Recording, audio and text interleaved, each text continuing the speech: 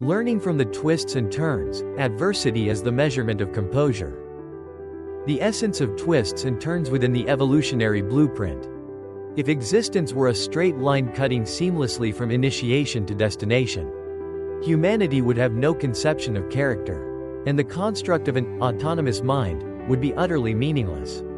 But nature does not operate in linear geometry.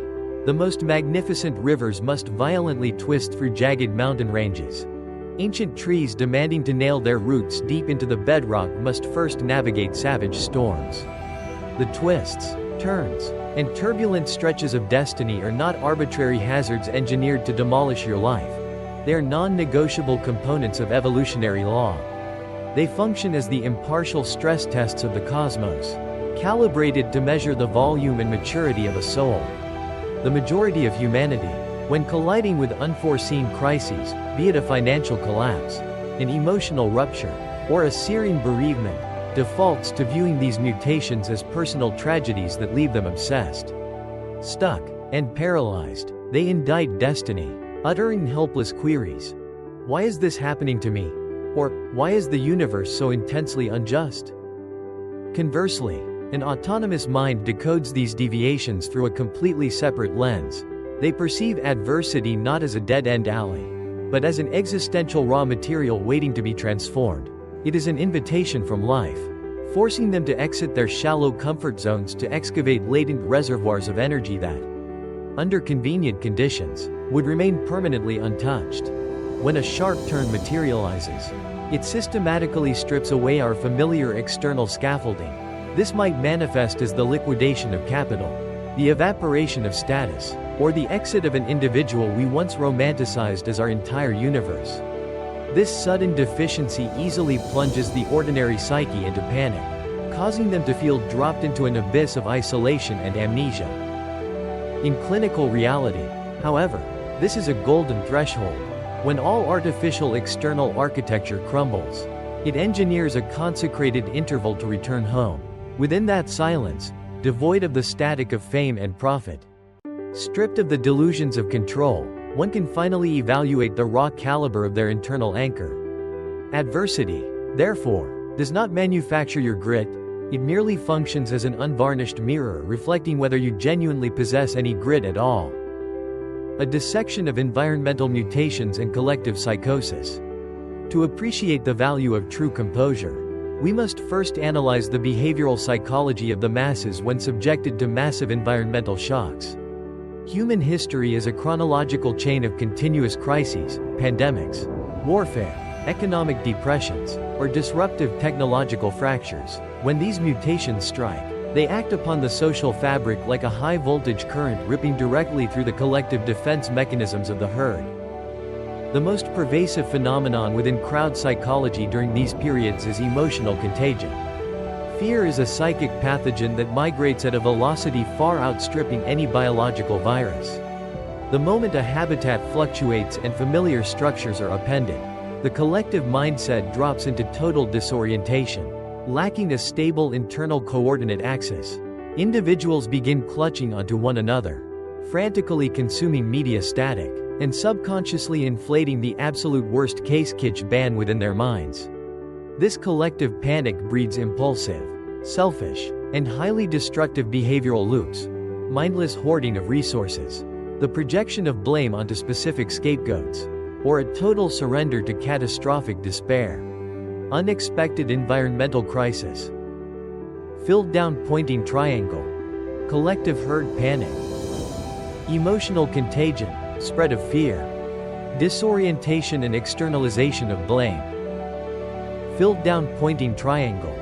Destructive, reactive chain reactions. From the perspective of behavioral psychology, the masses at this stage are completely incarcerated within the automated survival loops of the primitive brainstem.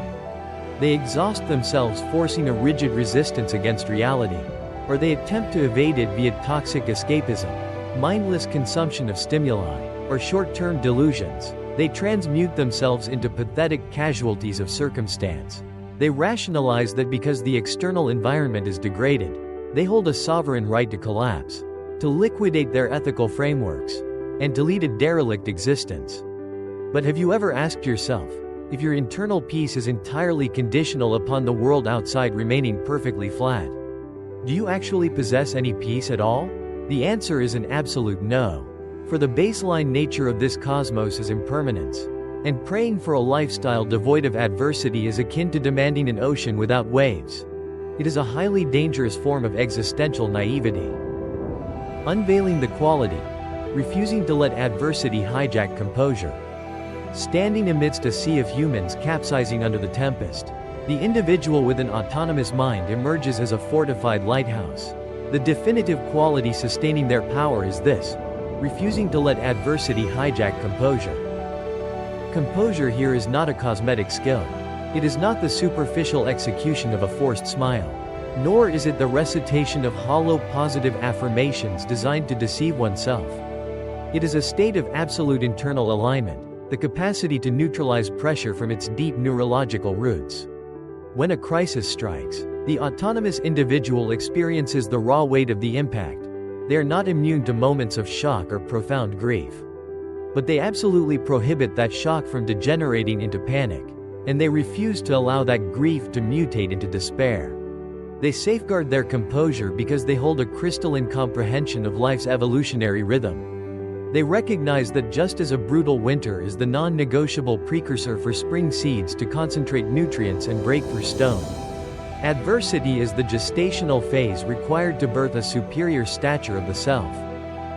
Instead of squandering energy on blaming the environment or frantically attempting to repair the perceived errors of fate, they receive reality exactly as it presents itself.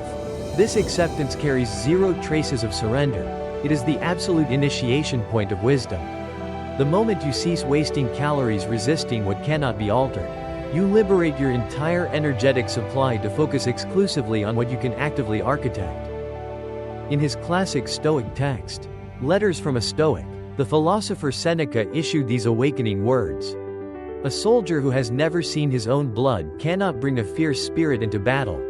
It is the man who has watched his own blood flow, whose bones have cracked beneath an opponent's heel, who has been hurled to the dirt but has refused to surrender. That is the man who steps into the fray with an unshakable conviction in victory."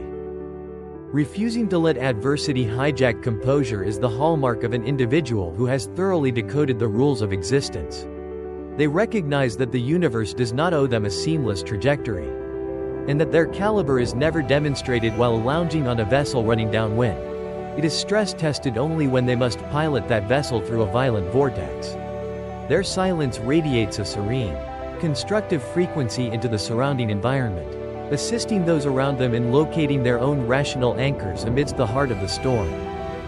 Characterizing active serenity versus passive resignation. To prevent the reader from falling into catastrophic misinterpretations, we must sharply demarcate the profile of active serenity from passive resignation, a state with which it is constantly confused. Passive resignation operates on a closed, stagnant energy framework. It is the posture of an individual who, upon encountering failure, bows their head to fate while harboring a covert, toxic resentment. They declare, "This is just my lot in life. Exertion is futile." Externally, they may appear quiet and unreactive, but internally they inhabit a suffocating atmosphere of self-pity, blame, and underlying terror. They endure adversity like a prisoner enduring a sentence. This lifestyle yields zero growth. Instead, it erodes vital energy and withers the creative seeds latent within their consciousness. Conversely, active serenity operates on an open, upward trending, and creative energy spectrum. It is the capacity to perceive the absolute core of an issue during the crescendo of chaos to engineer a trajectory out of it. The individual operating in active serenity resembles a supreme strategist standing upon a high ridge overlooking the entire theater of war. Even if the valley below is obscured by smoke and flame, and the troops are descending into disorientation, the strategist maintains a crystalline gaze, completely unclouded by personal emotional static. Emergent adversity, crisis. Passive resignation, closed energy, resentment, helplessness, forced endurance. Active serenity, open energy. Step 1. Perceive reality without storytelling. Step 2. Activate the autonomous interval to align the center. Step 3. Execute constructive tactics to architect new experience. The master of active serenity executes 3 precise cognitive transmutations when confronting a sharp turn. Isolating fact from friction. They draw a surgical line between the objective truth occurring and the catastrophic narrative the mind invents. For example, the data shows an enterprise has sustained a 50% drop in revenue. The invented narrative screams, "We are ruined. My life is completely finished." The autonomous mind cleanly severs the narrative, working exclusively with objective data. Mining for the strategic pivot. They harbor an unshakable conviction that within every crisis resides a hidden structural opportunity. When one vault door seals shut, it is merely the indicator that a separate domain is waiting to be excavated. They ask, "What structural shift is this bend forcing me to execute?" Or, "How do I utilize this interval to upgrade my internal architecture?" Executing with fluid decisiveness. Their serenity never degrades into indolence or stasis. Once they align their coordinates and isolate the trajectory, they execute with absolute focus. They align with the current of circumstance rather than utilizing brute force to assault it. If reality commands them to slow down to accumulate power, they slow down with absolute composure. If reality cracks open a window for a breakthrough, they advance with fierce velocity. The theologian Reinhold Niebuhr penned an invocation frequently cited by philosophers. "Grant me the serenity to accept the things I cannot change, the courage to change the things I can, and the wisdom to know the difference." Active serenity is the living incarnation of that specific wisdom. It transmutes an individual from a defensive casualty into a proactive architect, converting adversity from a hostile insurgent into a strict yet profoundly benevolent mentor. Do you wish to remain a fragile pedestrian, trembling in terror before every curve on the road of life? Or do you choose to step up as a seasoned navigator, smiling at the heavy swells as comrades that will launch your vessel onto a grander stature? That sovereign choice resides entirely in how you configure your consciousness in this exact interval. Drop the exhausting friction of resistance. Take a deep breath to receive the lesson waiting to be transformed. And step forward with the caliber of an autonomous, composed, and self-contained mind. Your companionship throughout this journey is the vital energy that sustains and drives the profound values we are co-architecting. Thank you for the intervals you have carved out to listen, perceive, and view existence from these expanded horizons. The old lessons are concluding to clear the space for a new arena of experience.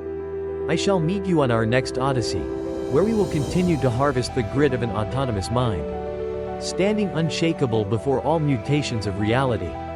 May you always safeguard the absolute stillness within the depths of your own ocean.